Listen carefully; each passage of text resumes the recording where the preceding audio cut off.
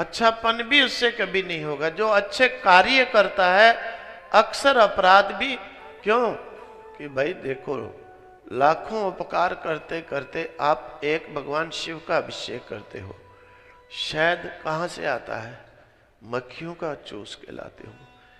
दूध कहां से आता है, बछड़े का हिस्सा गाय से लेके आते हो।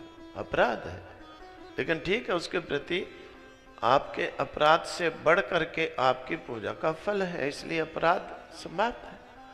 अपराध होगा ही उसी से कि जो हजारों उपकार कार्य करता है।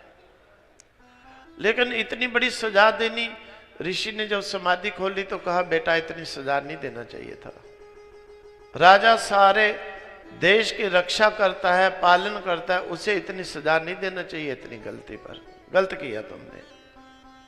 लेकिन गलत क्या किया, बात एक्चुअली ये थी, कई तो कोई अर्थ लगाते हैं, कई अर्थ लगाते हैं, लेकिन कोई कहते हैं राजा ने सोने का मुकुट, सोने का मुकुट में कोई अपराध नहीं है।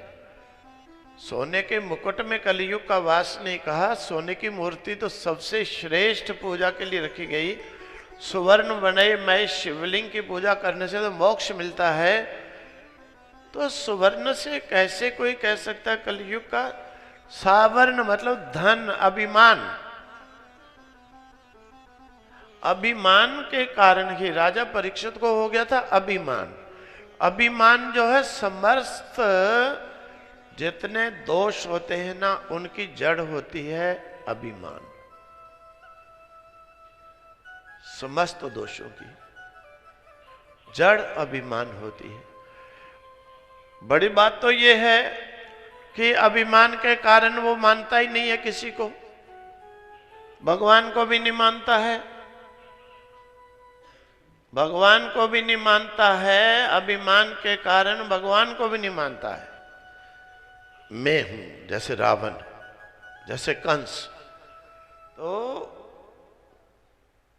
अभिमान के कारण पहला तो सबसे बड़ा पाप है, जिसके कारण सभी पाप आते हैं, कि भगवान से अपने आप को श्रेष्ठ मानना।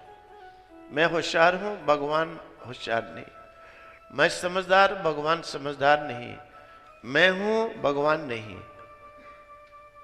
अगर कोई व्यक्ति भगवान को मानेगा, वो पाप करेगा ही कैसे करेगा। बड़ा कठिन है पाप करना।